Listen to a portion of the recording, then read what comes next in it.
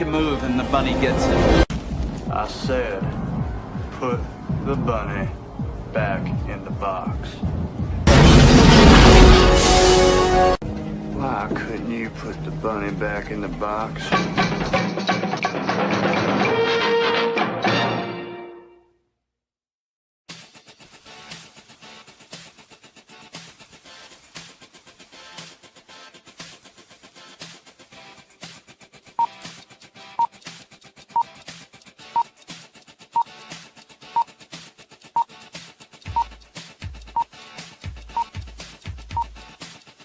It's showtime.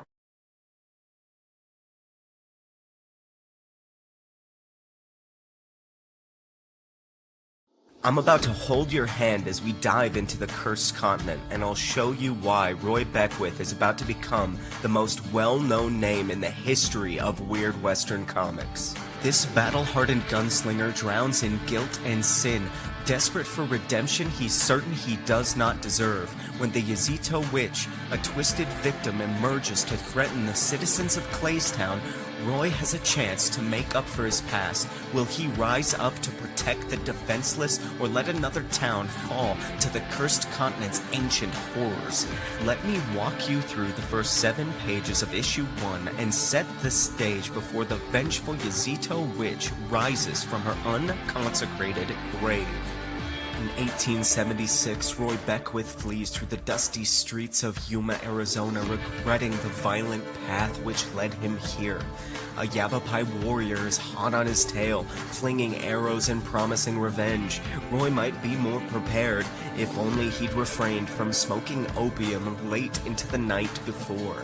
With a wounded horse and a guilty conscience, Roy can't bring himself to kill the Yavapai man, and instead shoots his horse through the skull. As the Yavapai tumbles to the ground and his bow snaps, Roy regrets being forced to kill an innocent horse, knowing his own won't last long. As Roy rides off into the desert, the Yavapai swears he won't escape justice. It's not long before Roy's horse falls dead, and he is stranded in the hot desert, wishing that the Yavapai had killed him instead. Meanwhile, in the city of Claystown, Marshal Henry Harper argues with an inmate named Cletus, who's begging to be set free. They're interrupted by shouting in the streets. Cletus swears he can help, but Henry ignores him on the way out the door. Outside, Henry finds a boy named Trip dangling from a balcony as his sister Clara fears for his life down below. As Trip hangs on for dear life, Henry wheels over a handcart. Trip's friend helps Clara hold the cart steady while Henry gets Trip down from the balcony. Clara is angry, but relieved. As the boys run off, promising to stay out of trouble, a teenage boy smirks and watches from the shadows. Back in the desert, Roy can't decide what's worse, the heat or his withdrawals. He thinks back on the path which led him here, falling to his knees as birds circle overhead. Just as Roy resigns to his fate, someone rides up to find him. Roy can only hope this stranger is not another of his victims seeking revenge. Over in Claystown, under cover of night, Henry meets with the teenage boy Jacob. It seems Jacob used Trip as a distraction, allowing him to steal some mysterious items for Henry. As Jacob leaves with his cash, Henry notices someone watching from a distance. Someone who must be eliminated. Once in his office, Henry fetches the keys to Cletus's cell, asking if he was serious about helping him. Join us for this supernatural Western saga where every issue builds towards something bigger. The Yazito Witch is just the beginning, and this is your chance to get in on issue 1 of the epic 64-issue series. I've been planning this since 2023, and I'm collaborating with an incredible team. Jared Katz brings his gritty line work and unique character designs, while Fabi Marquez delivers gorgeous colors. We've got extremely limited edition variants by Todd Beats, Jason Sean Alexander, and Carrie Nord, plus a Kickstarter exclusive by Jarrett and Fabi. Pick your favorite or collect them all. Roy Beckwith faces the most difficult choices imaginable. Your choice is easy. Back the campaign.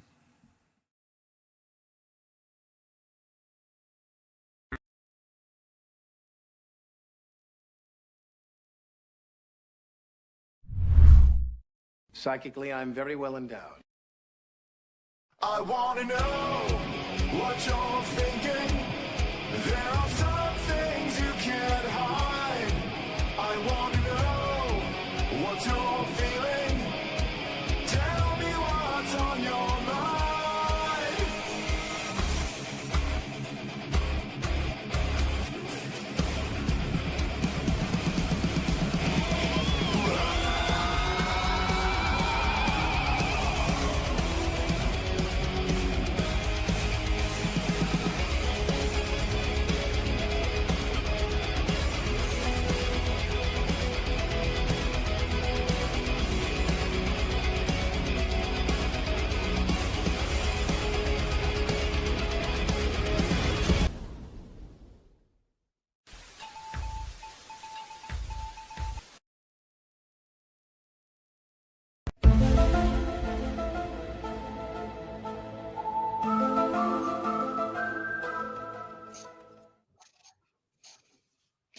Hey there, welcome to Thursday night, the Gen X Files, pop culture from the perspective of those for which it was written, that meaning Gen X. Tonight we're going to talk a little bit about Westerns. I have a guest that is currently leaving his work.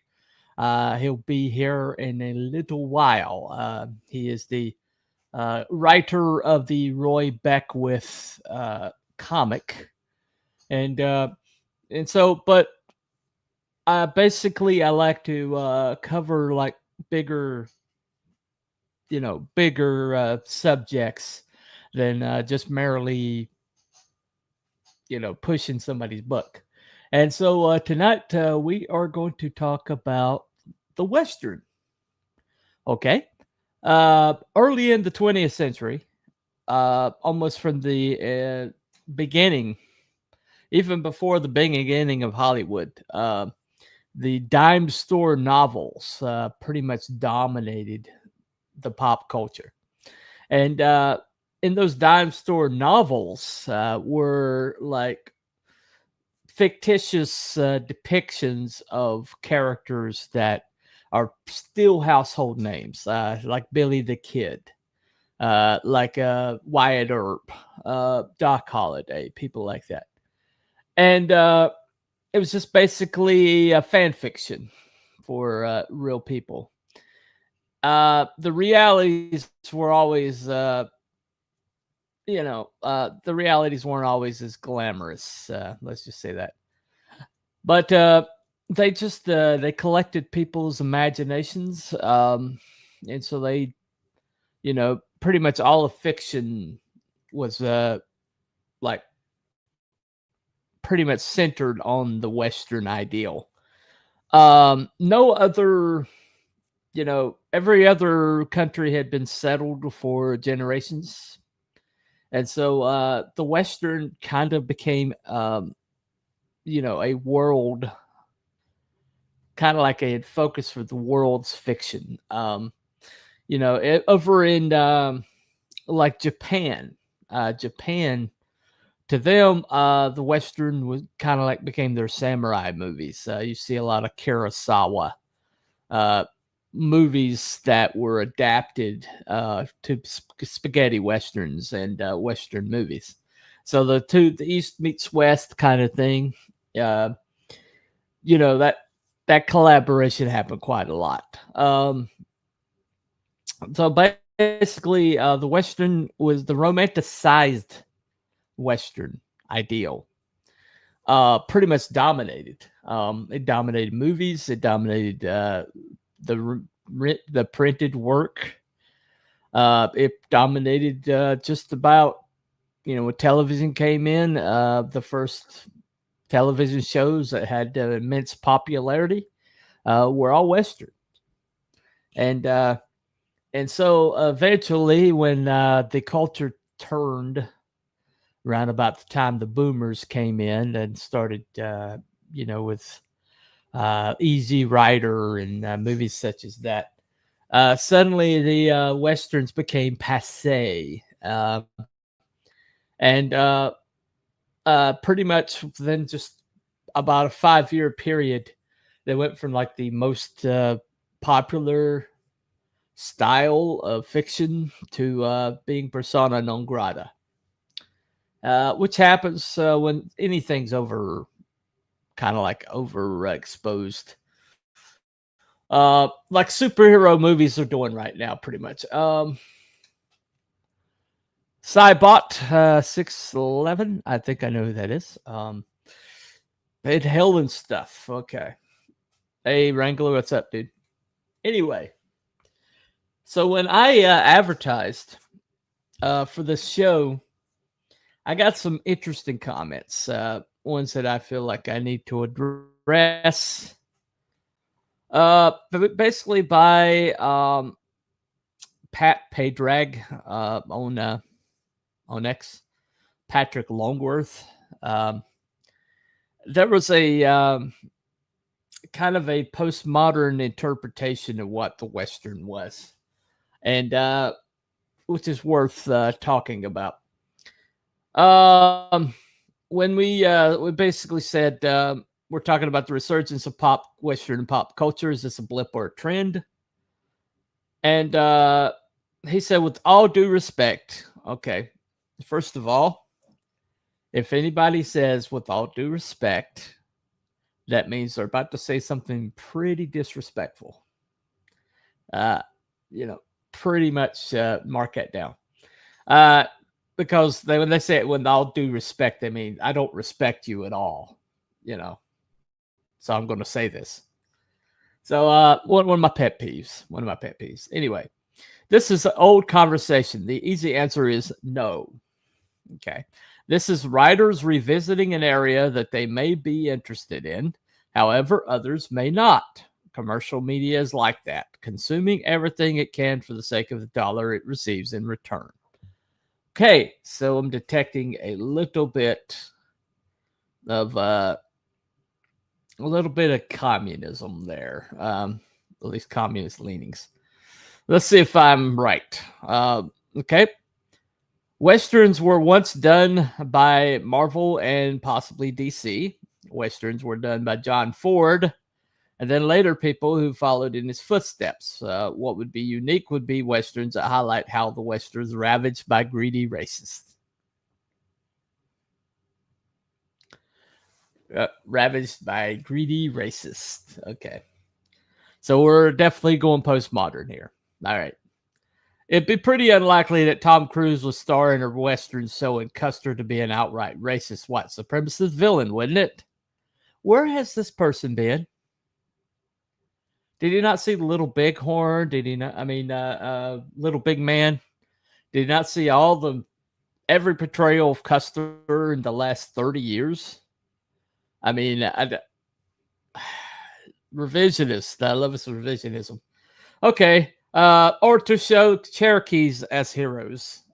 Imperfect ones, yes, but heroes defending themselves in the land against white supremacist creeps like Custer and the so-called President Abraham Lincoln would be unique. And I, a so-called white, would go to a film like that as hard as it might be. So we're going to view everything through the racial lens. How original. Anyway, basically, you can't take modern day sensibilities or sensitivities and project them onto history. The reason why you can't do that is because history was written in a different era than the one we're currently living in. Most people would call this context. Okay. And so, the hypocrisy of that in that greedy racist. Everybody's racist. Everybody's racist. We all prefer our kind. We all are trying to get ahead for our people and with our people. That's just the way of the world. That's the way the world works. If the aforementioned Indians or Cherokee or however it would be, if they had gotten the upper hand, if they had had the technology, if they had had the numbers, if they had had the sophistication and the organization to have just utterly and completely destroyed the white man, they would have done so. You see it earlier on, and in the settlement of our country, where entire colonies were wiped out. They weren't wiped out by disease. They were wiped out by indigenous tribes. The current tribe that had conquered the area in which they found themselves in. I don't know these people who want to paint everything in racist terms, especially anti-whiteism. They tend to view the Native Americans, I won't call them Indians because they weren't Indians. Okay. The Native Americans, well, they weren't really native to America, but, I digress. The catch-all term, Native American. They tend to view them as being innocent, like tree-hugging, sweet, nature-loving creatures who were just minding their own business, not hurting anybody. And these evil Europeans showed up and just rampaged and conquered and destroyed destroyed everything. And then, well, the issue with that is that people are people. Humans are humans. And we all want the best for our kind. And so for him to say that is for him to take the agency away from the people in question. And so I'm going to have to disagree with this particular these comments, which I guess makes me a white supremacist racist by modern society. But anyway, I was kind of like stalling a little bit so this gentleman could get here. Welcome to the show, Nick. Okay, you will need to connect your mic and cam. Okay, I think he's done so. Welcome to the show. Hello? Hello. No. Allow. What? How about now? How about now? No? I can hear you fine. You can? Yeah, okay, I can hear you perfect. fine. Yeah. Mm-hmm. All right. Okay. Yeah, I don't have a webcam, which is sad. Yeah, that's kind of sad. Looks a little sad. I will get one sad. eventually. Well, if you're going to be promoting, you probably should do it like yesterday. Yeah. Anyway, Good people point. people will want to see your handsome face, I have to say. Anyway. Well, yeah, hopefully they perceive it that way. Well, yeah. Well, I'm unfortunate looking, but I just go with it, So I'm sure you're fine. Got Okay. a couple over here. I found Jack. Hi. Hello. And hi, I found Jack. Okay. I just covered the comments on our from that gentleman who wanted to, basically call us a bunch of racists. Remember that guy on the comments? No. Whoop, that freeze. Oh, he's gone. Okay. Lost him for, I'm sure he'll be back. Anyway, So I've got a few examples of pop culture that I have enjoyed over the years. Few examples of like really famous kind of Western things. Hopefully, while Nick is making his way back. Now, the biggest show, longest running, most successful show in history up till recently was Gunsmoke. Let me play that.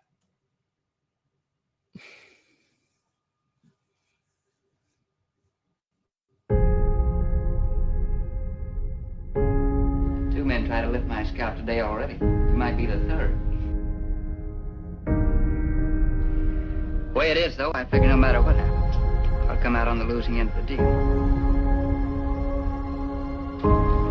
One of these days, you're going to start your play, and I'm not going to give you a chance to change your mind. We don't like hired gunmen in this town. Be on that stage. If I'm not,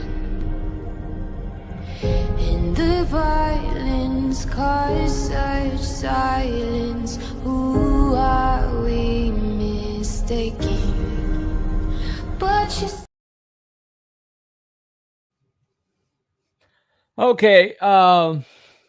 First of all, that wasn't Gunsmoke, even though it was listed as Gunsmoke. That's actually Audie Murphy.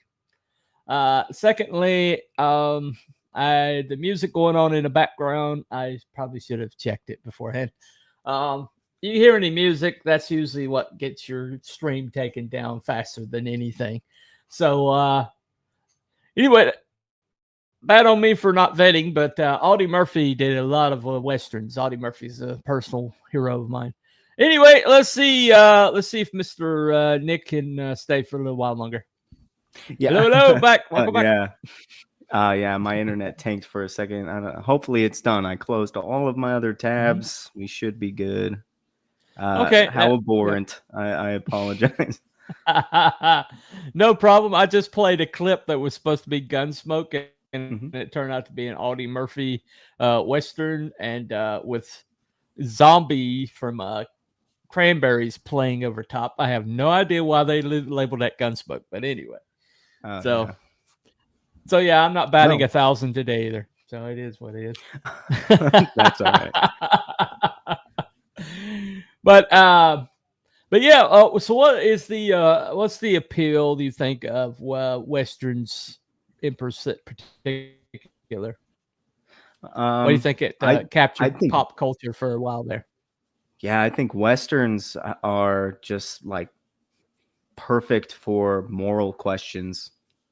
And the gritty American hero, I mean, as far as comic books, like if you look at Jonah Hex, like the guy who's not the best guy, but he's willing to do what people would perceive as bad things to make good things happen. And I think those are moral questions that people really like to explore. And just Westerns are just perfect for that. Everything's stripped down. The government is very unpresent. They're very distant. There's not a lot of enforcement, and the enforcement that is around is local. So I think it just makes for really interesting storytelling, which is why I think that a lot of storytellers do like to go there. Modern storytellers like to go, back and do a Western. And obviously I did. But I think that's the appeal of it. Yeah. And as far as, I don't want to give away my opinion on the premise, like just immediately. I'd like to maybe talk about it, beat around the bush for a minute. I don't know. We don't want to be here for just 30 more seconds, but I think that is one of the reasons why people come back, and not just watch them, but not just make them, but want to watch them. There's that new Netflix series that did pretty well. I can't remember what it's called, but my artist, he had watched it right before. Jarrett Katz had watched it right before. He was telling me, and he said he took he was really excited, and I'm sure he took some inspiration from it. He was really excited to do it because he had been watching a Western, and I guess it's pretty brutal, that one. I can't remember what it's called. Boy, that how bad of me, but yeah. Yeah, yeah, I can't recall any recent Netflix westerns. It must have been like an old show that was on Netflix or something. Yeah, let me check it out. I can't Okay. remember what it was All right. called, but American Primeval 2025. Yeah. Oh, okay. Okay. American Primeval. Yeah, he said it's pretty brutal. Mhm. Seems interesting from what he told me. But I can't say I've Mhm. watched it. I've had to cut back on Right. watching things. To make a Gotcha. thing. Yeah. But Right, he said right, it's right. pretty brutal and good and well written and stuff. So yeah, it Mhm. keeps happening. I don't know Yeah. what you think. I heard a little bit of the stream while I was in the car on my way over here, Right. but Right. so what do you think? Well, well, first of all, I think you can't like view the the Western through the postmodern lens, which is what our friend was doing, because it was a very singular point in history. Um, the Civil War. You can't really talk about the Western without talking about the Civil War.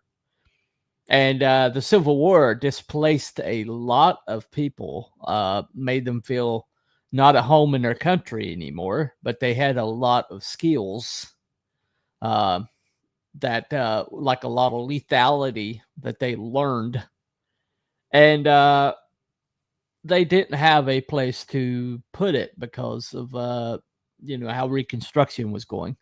And so they headed west to get away from the the clampdowns and the shall we say unfair practices of the winning army union, which after Lincoln died was not very kind to the Southerners. And so because of that, you not only had people who were motivated to build, but you had people who had a certain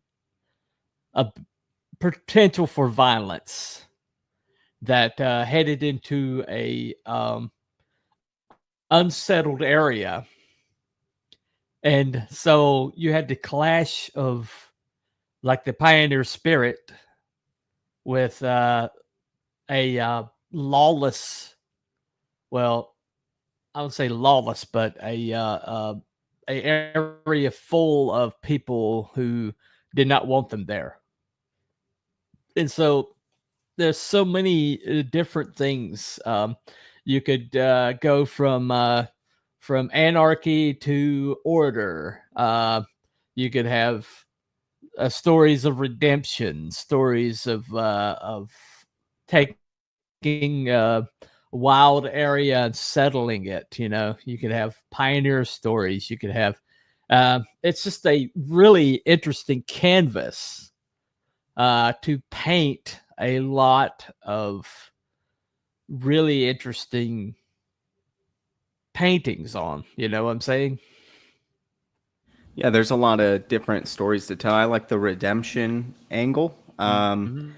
I Yeah. I see what you're saying. I never really thought about that much, and I think about it. With Mhm. what you're saying about the Southerners coming over west, that makes a lot of sense, Yeah. especially when I was I think I was right out of high school. Me and my uncle flew to Oregon to go watch Mhm. Tarantino's The Hateful Eight in 70 millimeter, 70 Wow. something.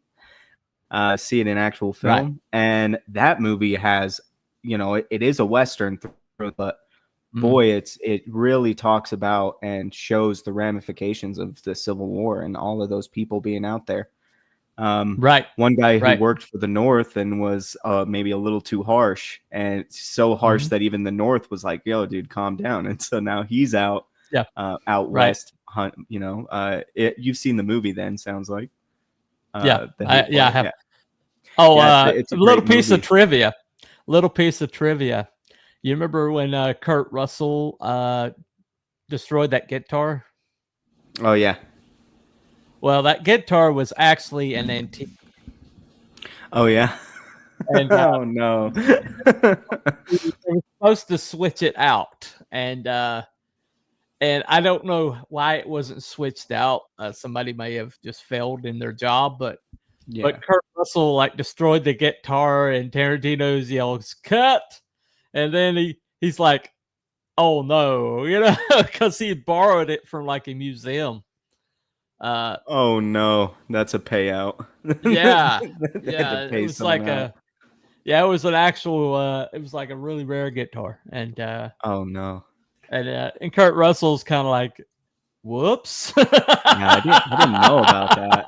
That's Yeah, really look nice. it up. It's a really funny story. Tarantino tells it great. Yeah, But I mean, on another Western from Tarantino and a little bit of trivia, I think everyone knows about Leonardo DiCaprio smashing the glass, his hand on the table, and he cut his hand. That some really cool moments happen, and hopefully they kept the cut at least of him smashing the antique. It's not really worth the, No, what you see, you actually see it in the movie. That's the actual guitar. Awesome, good. Because Tarantino's like, that thing cost me money. I'm going to keep it in the cut. Oh yeah, I'm sure it cost him a lot of money if it came from a museum. So I do think that's part of the appeal. Is redemption. I think that's a lot of it. And if you watch, obviously, I know this movie. It's and I know the actor too, and it's just falling right out of my head. Clint Eastwood in I love this movie so much. I've watched it Unforgiven. like 20 times. Unforgiven. Why can't I think of the name? But yeah, him and Morgan Freeman, and that one is that one's got redemption to it, obviously, and it's also got that kind of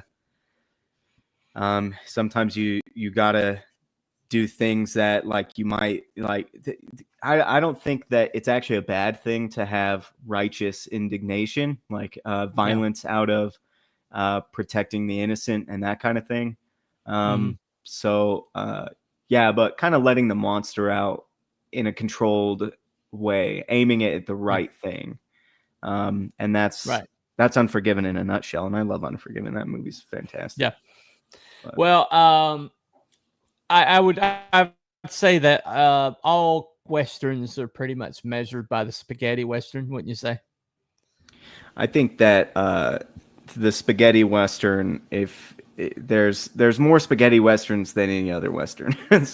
And they do have their tropes. Yeah. So if you're going to say, oh, this Western is different from most Westerns, the most Westerns you're referring to, the spaghetti Western. Yeah. Yeah, pretty much. Let me play this clip. Hopefully it won't take my show down. But this is one of my favorite, and it shows one of the big themes of Westerns is vengeance and revenge.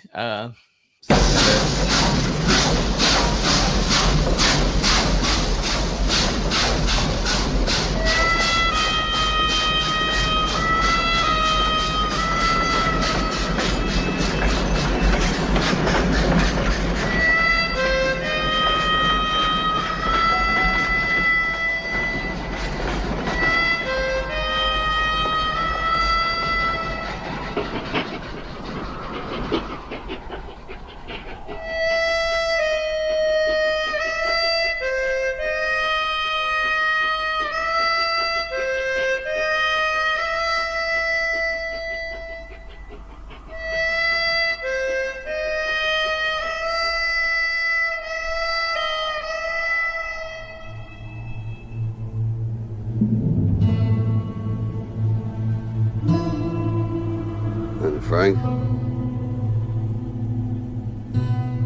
Frank sent us.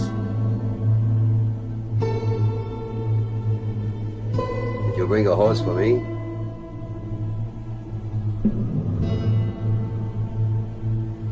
Well, looks like we're shy of one horse.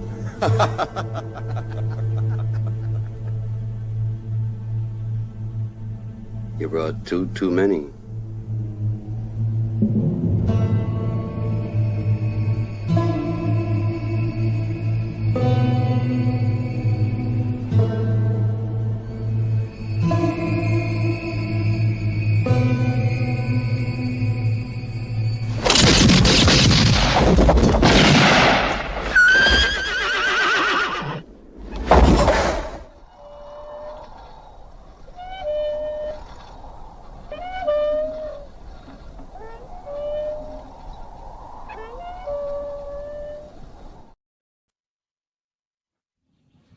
Oh man, that line. The too many Yeah. line. Wow. Yeah. Yeah, I love that. Yeah. Yeah. The pacing in that movie and all of his movies, Look. man, it's so expert. So expert. Well, the sound design is what's so incredible. Mhm.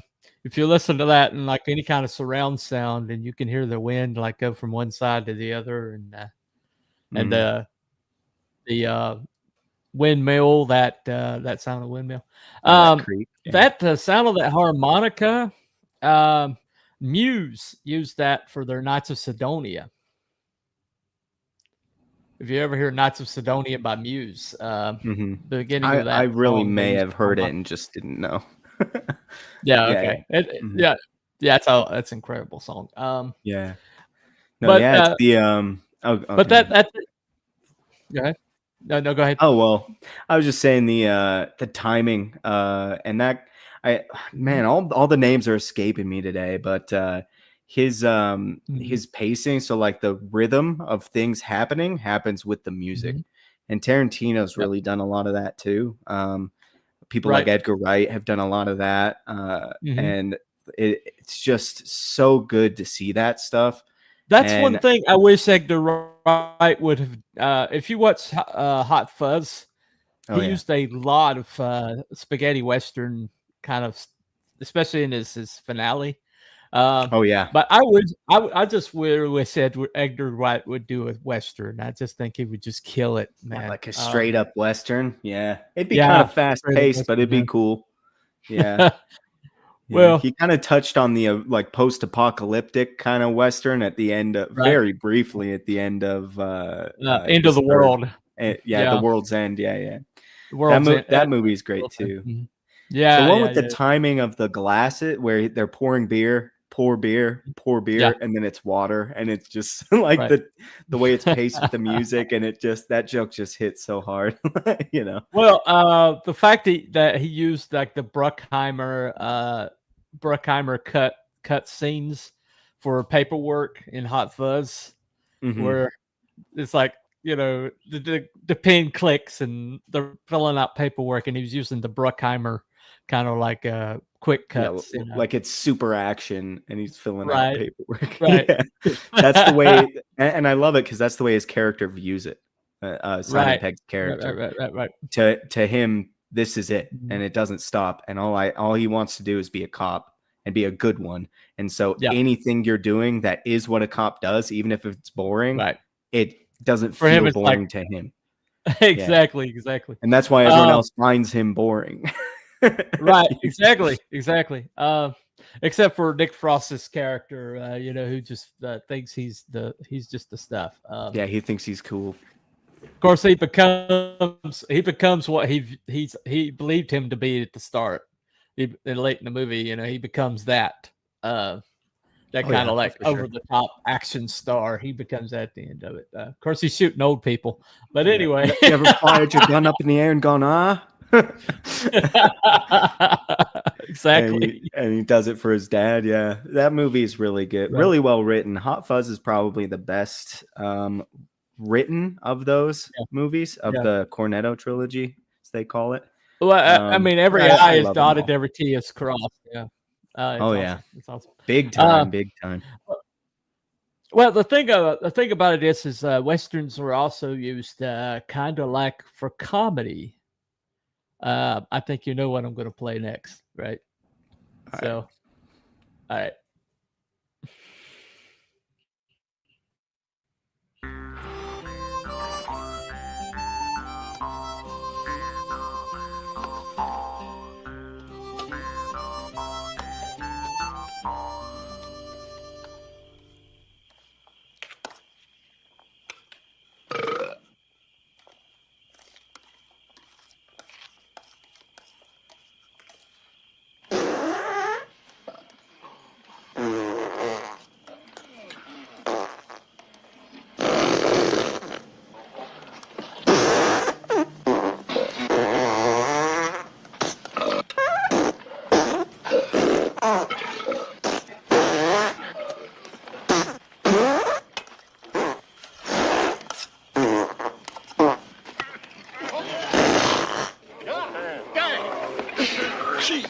more beans, Mr. Taggart? I'd say you've had enough.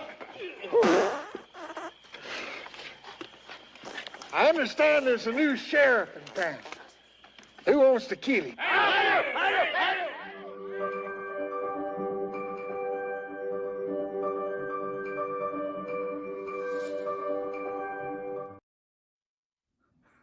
Oh, Blazing Saddles. Yeah, Blazing Saddles. That's one of those classics. That scene actually, they actually almost raised their their rating was almost like downgraded to like because of that scene. Believe it or not. No. So no, that's wild. Yeah, flatulence was like a no, but anyway. And then there's the lucky guy in the back sitting on his own fire, you know, in the background. He gets to be away from all of that at his own fire. Yeah. Oh yeah, Blazing Saddles, and then I guess like I would say the worst version of Blazing Saddles. Well, that was Mongo, as I recall. Oh, sorry. We're doing a little bit of a bad internet. Sounds like. Yeah, the Ridiculous Six, I would say, is the worst version of that, of Blazing Saddles, by Adam Sandler.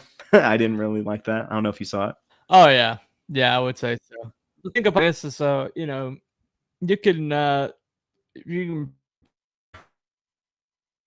pretty much like take the Western like matrix, and you can pretty much hang anything on it. A lot of people would say that there's a lot of Western tropes in it. You know, the lone hero and things like that. You know, the lightsaber battle at the end was kind of like, you know, I mean, it's got a lot of that stuff in it. I know that George Lucas was definitely inspired by Westerns as well as a lot of things. I mean, Han Solo, like hands down, like that's his character. Definitely a Western hero. Definitely a Western. And we love him for that. He's awesome. I agree, though. I think you can do anything. Like even not that I loved the remake. I don't think I saw the original, but it was Cowboys and Aliens. Like you can even do sci-fi stuff. You know, hang that kind of a story. Or heist movies. We've seen a few of those in the Western genre. You know, you can do anything. I was thinking of using a Firefly clip, but those get taken. Firefly is just like, it might be the greatest Western show ever, and it was set entirely in space. That's so sad. But I don't even know what happened. I just know that it got canceled after season 1, and boy, that's so sad because it was such a good show. Yeah. Well, it could have been as good as Star Trek, honestly. Like it really Serenity, the movie, is my favorite science fiction movie of all time. Serenity was breaking my heart when I watched it because I just knew, because I knew the context. I knew, they're rushing this to get to the ending that they planned over who knows how many seasons. You know, and so it just kind of broke my heart as I was watching. But it's a good movie. And you bring up Joss Whedon, big inspiration to me. I love Joss Whedon's stuff. He's a really good writer. Like he actually has structure, which no one has anymore. Well, I don't want to make a career out of, not, saying that I don't like Disney and stuff like that. But I mean, none of their shows on Disney Plus have any structure whatsoever. And we know that from the way they produce. What they do basically is they say, okay, we'll have one guy write and direct episode 1, 5, and 8. And then we'll just throw in a bunch of people to do stuff in the middle. And then it just ends up being this like, you say guy or whoever. Yeah. Some people. But whoever clicks the box, whoever checks the box, they oftentimes, there was that period for sure. I think they're trying to get over that with the Bob Iger coming back and trying to fix things, but who knows where it'll go. I hope they fix it. Cause I mean, like I love Star Wars. I love Marvel, or I did. I want them to do better. So I hope Right. they do, but we'll see how it goes. Who knows? Well, they have a lot of stuff slated they'd have to axe if they were gonna fix things. So who knows? Well, a lot of what we're going through right now, you can tell is dated. That was probably done. It was probably planned and shot and written during the height of the most wokest, darkest era of Hollywood, and so you're seeing a lot of stuff now that they've tried to like adjust to try to kind of take some of it out of it, but you can tell there's big gaps in the plot. You can tell this has been reshot like 30 times or something, Goodness gracious. It's like, what happened? People used to spend 2 years, 3 years just writing the script before they even thought about shooting it. And now they're like, hurry and write the script. We already have the props. Now they're like, go ahead and write the script. We're halfway through shooting, Yeah, exactly. Multiverse of Madness, I think, is really well known for that, and writing it and then rewriting it while they were shooting, a whole from scratch. Quantumania, I think, too. Like, come on, guys. Well, I used to like these movies. Right. When Joss Whedon was in Avengers 1 and even 2 was good, a lot of people talk crap on Age of Ultron, but I think overall that's a pretty good movie, especially compare it to a lot of stuff that came after it. It's really, really solid, but anyway. Well, that's I think the Russo brothers and Joss Whedon were the best that they had.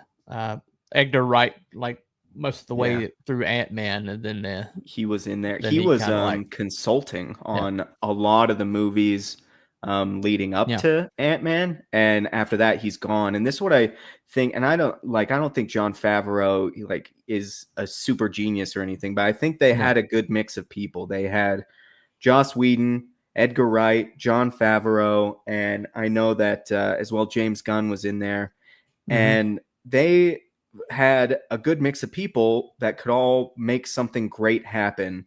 Right. And Kevin Feige was in the room too, and he was kind of thinking about how do we sell this? How does it move into the next one? Yada, yada. And they also had the Marvel Council headed up by Perlmutter. Right. So that things are, staying true to the comics more. Right. But slowly but surely, they just kept getting all of these people who were making the movies good and just kicked them out. And now it's just Kevin. And it's not great anymore. I miss when Joss was in there and Edgar was in there, But I don't know. We're here to talk about Westerns. I got to talk about how mad I am. Well, I mean, that don't get much Western than, 10 Little Indians, and then there was one. Anyway. Yeah. Well, I actually have a little blast from the past. You could even do Westerns with say cartoons. Okay. Try this one on.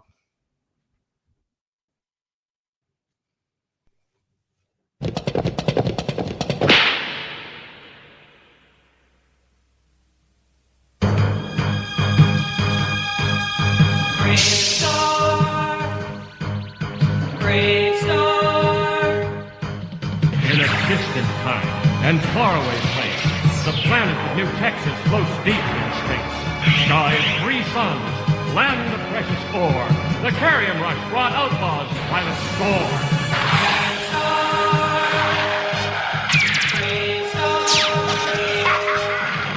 And one day, a lawman appeared with powers of hawk, wolf, puma, and bear. Protector of peace, mystic man from afar. Champion of justice, Marshal Brave Star.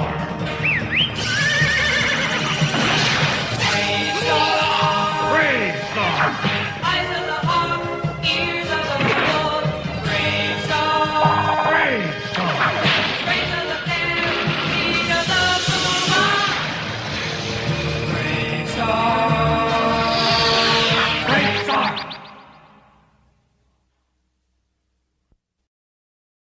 I gotta say, I've never seen that. I've never seen that before. It reminds me You of you haven't? He-Man, big time. Yeah, I haven't, but that looks really fun. It's done by Filmation.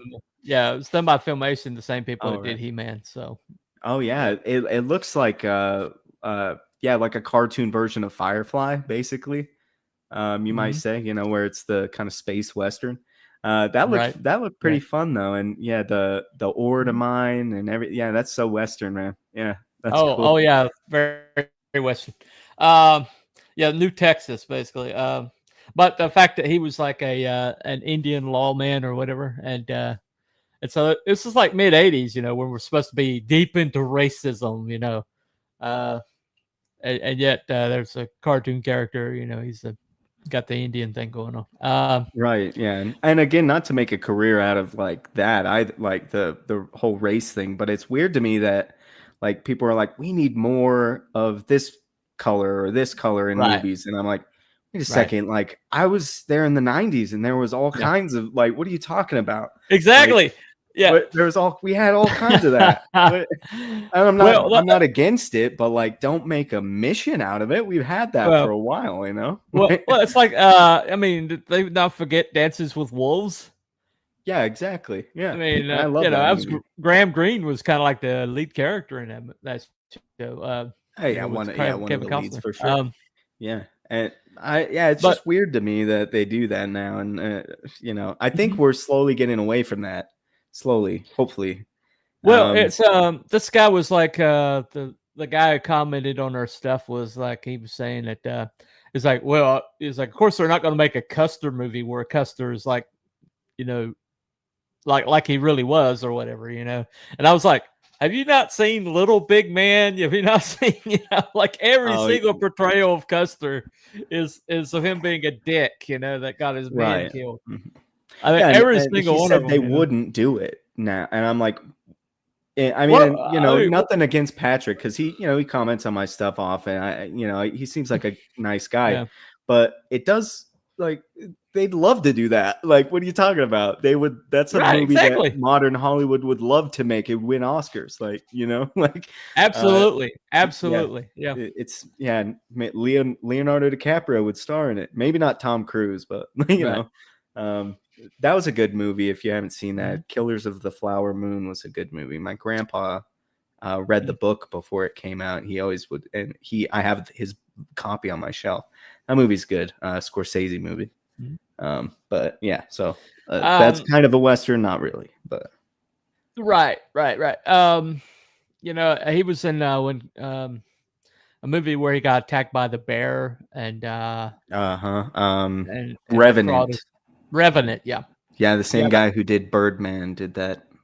yeah, it was based on it was supposed to be based on a true story, just a fictionalized account of this guy that actually Oh, it's did crawl so back to civilization. Yeah. yeah, it's so off though. It's Yeah. like the Yeah. bare bones. Yeah, it's like there's almost no. Yeah, there's almost It's no. almost it's like it's inspired by a true story, right? Nothing based on it, Yeah, but not based on it, inspired by it. That's a better way to right. put it. Yeah, yeah. Well, Yeah. do you think with the cultural shift that we're going through right now to where more family-oriented conservative themes are coming back into pop culture, do you think we're going to see the resurgence of the Western? Wherever we're headed, I don't think that the Western is ever going to get a big resurgence. Right. What my opinion is that I wanted to not just give away right at the beginning Mhm. is that I think that the Western had a huge boom. Yeah. And now it's going to be consistent. We're always going to have Okay. Westerns. They're just Right. not, and people Right. will go see them, but it's not going to be Mhm. it's not going to be 50 westerns in a year ever again. It'll Right. never ever be Right. that again. But we'll have westerns trickling out consistently because they'll make enough money, enough writers are interested in that genre, enough directors are interested in that genre because I'd consider The Revenant a western. I think Yeah. everyone would, It definitely you know. was. It And definitely was. Yeah. that won Oscars. And so Mhm. like I think they're always going to consistently roll out, but it's Right. never going to be like it was. That's my opinion. Well, I mean, I don't think they're going to capture the culture and like dominate like they did before. Definitely not. No, we've got too many. We've got too many like other themes now. Back then when Hollywood was just getting started and getting his feet out from feet under it, they just went with what was popular, and so the dime store novels was the primary, the biggest like power in fiction in the world was the dime store novels, and so they came directly out of that into Hollywood, and so obviously the first fictions that were created were probably based on that because they were so popular, and so. Right. I mean, even in the 2000s, that was happening. Not dime store novels, but like, let's adapt this. Let's adapt this book. This book did well. The superhero movie was kind of that. Was very much that. That's why we had the pervasion of superhero movies, is because they every time they came out, people went and flocked to them, and so they made more and more and more, and so. I'm afraid that the superheroes probably got played out like Westerns got played out. And well, I mean, yeah, that makes sense. As far as comics history is concerned, though, I think that like that's and now I'm almost swaying myself to say maybe there is a resurgence in store for the Western, because there was a lot of superheroes and then there was a lot of Westerns, and then that died out, and then a lot of superheroes, and now they just won't give up on the superheroes. But maybe in film, like after the superheroes, maybe people are looking for something a little more grounded, and we're sick of, oh man, the whole universe is now it's multiple all of the whole timelines, everything's going to be destroyed. Maybe people are searching for something a little more grounded, and the Western could bring that. I do think it's unlikely that we'd see a resurgence like we did in the 60s, Well, maybe not. Maybe not in kind. Maybe not in scope. But I do think that, at least thematically, I think we're going to see a resurgence of that style, or the themes that were so important to Westerns. I think we're going to start seeing those themes. Redemption, revenge, that kind of thing. Yeah, redemption, revenge. The lone man against the. The high noon lone man against the overwhelming odds, kind of standing kind of die hard, scrappy kind of hero. Which you could argue Die Hard was a Western. I mean, like you could say it kind of has Western tropes, for sure. Yippee-ki-yay! Yeah. Oh yeah, that's true. Yeah. Yeah, like it kind of almost called him a cowboy. He called him a cowboy. I mean, it's right there. It's pretty blatant right there. Yeah, I mean, I love that movie, and I think it's really well structured. And yeah, I wouldn't be surprised if they were pulling from Western structure. That would actually make a lot of sense now I think about it. But yeah, it's a sequestered I'm saying story. that Western might not, like, as a genre, might not make its way back, but I think the DNA is going to start creeping back into the culture. That's what I'm thinking. The nihilism and deconstructionism era is over. I like Firefly. It does count. It definitely counts. Absolutely does it count. Yep. Firefly's a Western, I would say. It's close enough, definitely. at least. Yeah. Definitely. But, I agree with you. I think that makes sense. Right. Well, let's talk a little bit about your Western. You have a lot of those tropes. I did notice that your setting is not necessarily from our world and our dimensions. So could you explain that? Well, so there is, I guess, like I've taken from history and I've taken from actual locations, but I've added my own locations. I've added tweaked things, added my own. So there's the tribe of Indian or Native Americans. If we're doing a Western, we'd call them Indians. But they're a tribe called the Yazito tribe, which is a rough translation from Quechuan, I think is the name of the language. It's means the small one, which they would have been named by the surrounding tribes in the Mojave Desert. So they're a small tribe that stay out of conflicts, and they're in caves. So as far like it is in the Weird West, it is in the West. The Cursed Continent is what the people have come to call the frontier, with just the Americas is the Cursed Continent. Okay. But only the people who live there. The people over in England, they're like, oh, we should go to the Americas. How cool, what an adventure it'd be. And then you get there and you find out that the people who actually live there, they call it the Cursed Continent. And so it's not a different dimension, not a different, but it is different from the West that actually was the old West that actually was. So where did the name Roy Beckwith come from? It's very specific. Oh boy, I don't know. You don't know?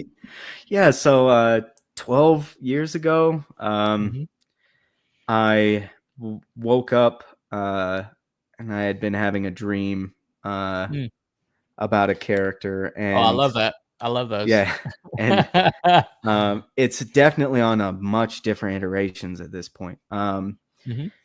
He was a bounty hunter closer to modern times, and the dream was really surreal. He was walking into a convenience store and shooting the place up, and on his way out just snagged a bag of Cracker Jacks and just popped it open and was eating the Cracker Jacks. But that was he became Roy Beckwith, and I wrote multiple screenplays with him before we got to this comic book iteration.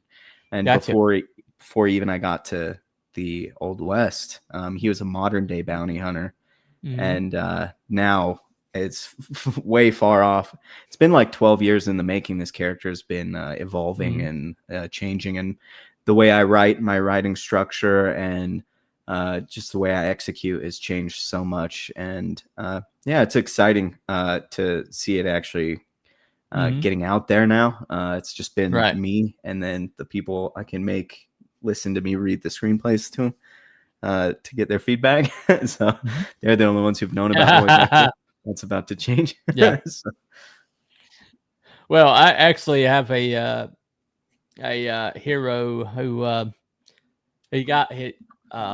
He got an Indian curse. He was one of Custer's boys, and he happened to kill the curse bearer, and the curse came onto him. It was a kind of an Indian centric curse, and so they were not very happy to find that a white paleface had the curse. But the curse, it gave him like immortality, but he can see the truth in all things. And that's really interesting. Is that is that the one that's on your pinned post, that trailer on your Twitter? Yeah. I watched that trailer.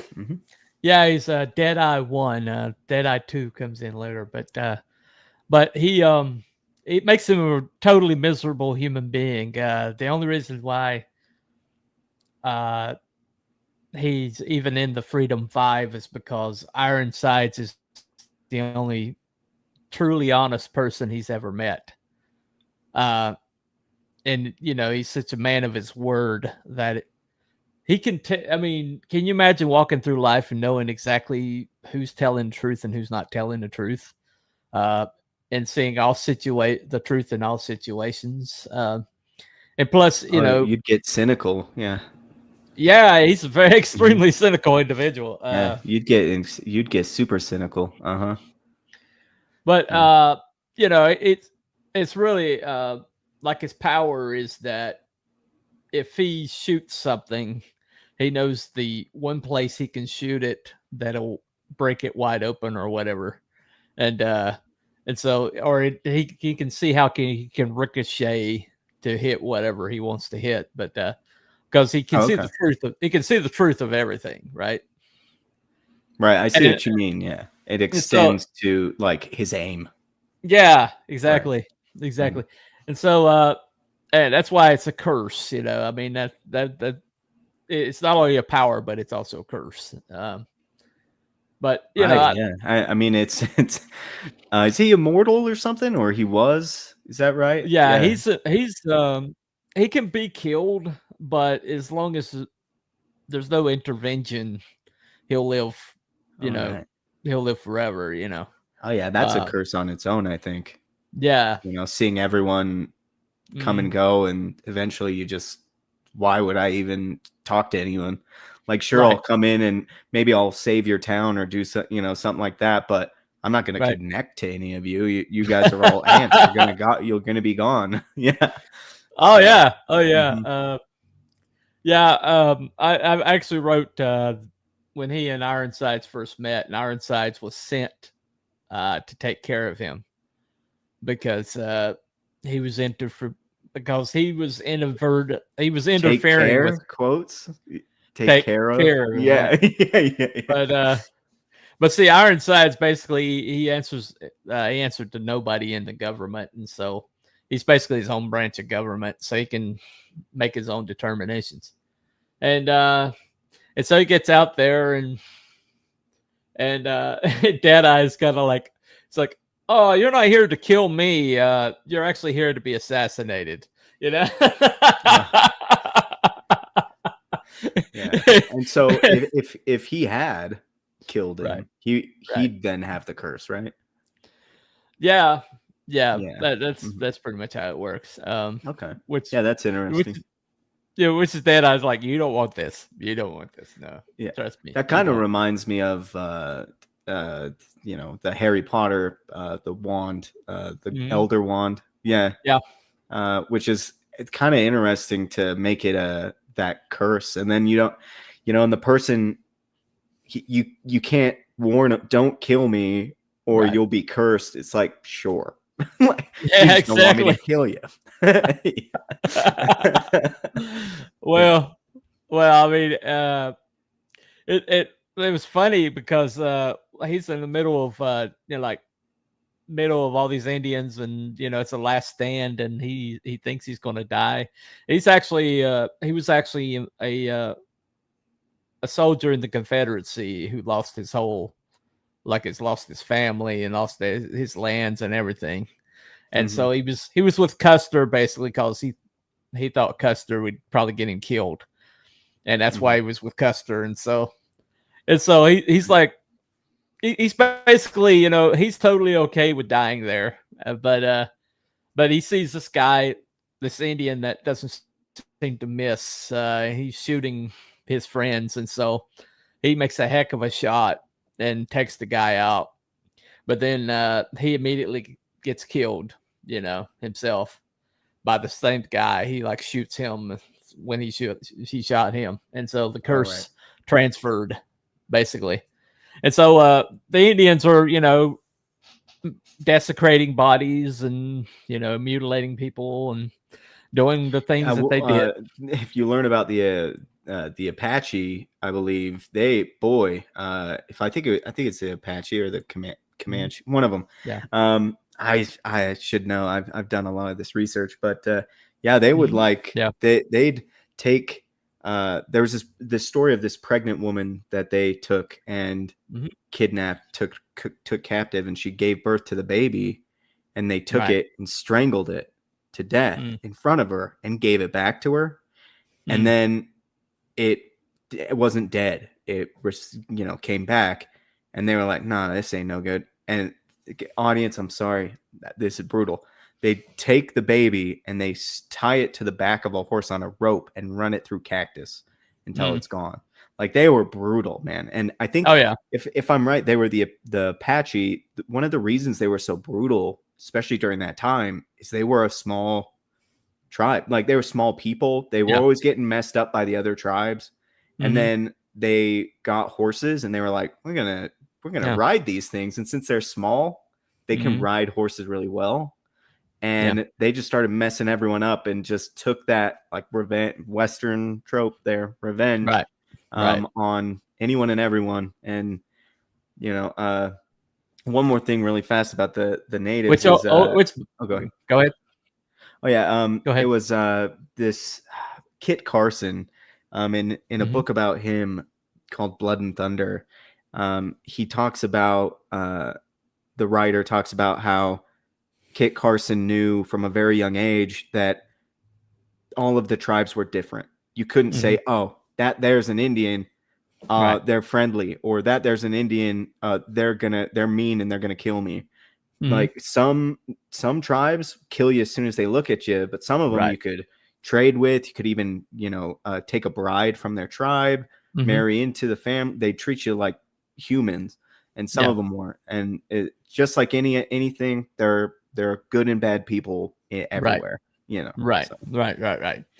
Except to the modern progressive who believe that they're all these innocent tree huggers who we brutally massacred. Right, you and know. I don't believe that for a second. Some of them, sure, some of them were really kind people. Well, take some a of 'em look not. take a look at the corpses of the Custer's men sometime, and then get back to me. Oh, I'm sure. You know, I'm sure yeah, they did horrible just do things. that. Yeah. Anyway, Yeah. I'm here. Crap day. Almost forgot. Hey, good to see you, Cybot. We're about to close it up. Sorry, Yeah. man. Good to see you, though. You can rewind, I think. Yep. Yeah. Yeah, you can. Anyway, so I've got all the links that you sent me there in my description. So you want to tell everybody what the links that you sent me are to? We'll have to see. I'm not sure exactly what links you're sending in. Hopefully, Well, I just it's not the one to cut the and paste Google off your Drive. document. Oh, Well, hopefully it's cut is and it the paste off Google your Drive? document that you Oh, sent let, me oh, of the hopefully links, or it's whatever. not the wrong thing. Let me look at it though. But yeah, so hopefully it's not. I sent you a bunch of stuff, but that's not. Well, no, Go the look. links that I used were the ones that were listed as basically that you sent me that were like, oh, for the Kickstarter. Yeah. Well, okay. Hopefully, yeah. All right, I can't even find it in the Twitter. I'm having trouble. No, that's okay. Let me look right quick. All right. Yeah. Comic book guy 19, Frankie Paul 64, Kim's the Go West Oh, magazine, those are just a bunch of Comic Book Guy. affiliate links. Yeah. So that's Okay. yeah. All right. Get rid of most of those. I would leave. I can send you something right now in our chat, actually, if that would not take too long. As far as what I'm about to be sending, it is a link to the Kickstarter for issue 1, and this is it's no small thing. This is going to be 64 issues. It's a story that I've planned out for long time. Like I was talking about, Roy Beckwith's been a character for 12 years for me. Gotcha. He it's 64 issues, and it's a lot of planning. There's 35 characters that'll come in and out. Don't worry, you're not going to be overloaded with 35 people in issue 1. That's not. I've thought about it a little more. Okay.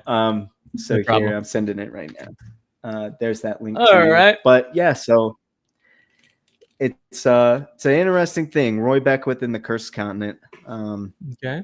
The link that hopefully is going up soon is to the Kickstarter. You can go get issue 1. We've got 5 covers. I didn't want to do it. I didn't want to do like 10 covers like IDW does. But I wanted you to have some choices and got some cool artists. Got Carrie Nord in there, Todd Beats, Jason Sean Alexander. Todd Beats has done a lot of covers. I don't think he has his own series, but his art is great. Carrie Nord, he did Conan for a long time. Jason Sean Alexander did Spawn for a long time. So if you like those guys, you'll like the covers. You'll like covers anyway. I'd think. I just posted it, so it should go out to all the 3 that I'm posting on. So Cool. Heck yeah. Sorry. Yeah, I just sent you to a file that I had for all of the affiliate marketers, a Google Drive that had all of the promotional stuff for you. So sorry for the Okay. confusion there. Hopefully no one goes and accidentally reads something they shouldn't be reading. Any spoilers or something. I'll That's no big I'll deal. be sure to adjust it as soon as we get off here. So Cool. No problem.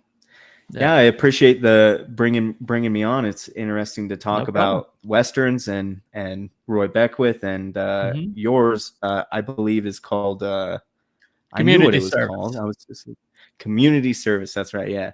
Yeah. That sounds interesting. Yeah, Mhm. I like that, the whole idea of the curse, and Mhm. you know, he's been around for a long time, but you know, kind of Captain America-esque in Yeah. Yeah. that regard. You know, really cool to see that. Yeah. Well, he's actually just like in the first book for a little while. He doesn't show up as a character till later on in the story, but Oh, okay. he he's in the like book tangentially. There's also stories that I'm going to post where that he's in, but he's he's a fun character. He's a fun character. But anyway, so yeah, I just posted that link. That is to the Kickstarter. Is that correct? Yeah, that's right. Should send you straight there. You know, yeah, there's plenty of rewards, and if you're not sure if it's your thing, I've got you the first 7 pages up there for free. Okay. So you can see if I've got, you know, see if I've got your attention after that. Hopefully, yes. All right. Maybe not, but Okay. hopefully so. Well, I'll you know, I'll adjust the links when we get off here. But thank you for coming. Thank you for coming. And yeah. So the westerns are making a comeback in whatever whatever style or whatever their DNA is going to be out there. You know, we're get. I think the antidote to the deconstruction and the nihilism, and so I think if we don't get like direct Western IPs, I think we're definitely going to get the DNA and a lot of stuff we were going forward. I think that's I think we're going to see Back to the Future, basically. You know. But anyway, thank you all for coming today, and check that stuff out. I'm going to post this link. Don't click on anything yet until I get the link, you know, in the description. That's on me. But anyway, thank you for coming, sir, and thank you all for coming to the rabbit hole tonight. And we will see you next time. And yeah, y'all have a good night. Bye, everybody. Later. Say good night. There you go. Oh.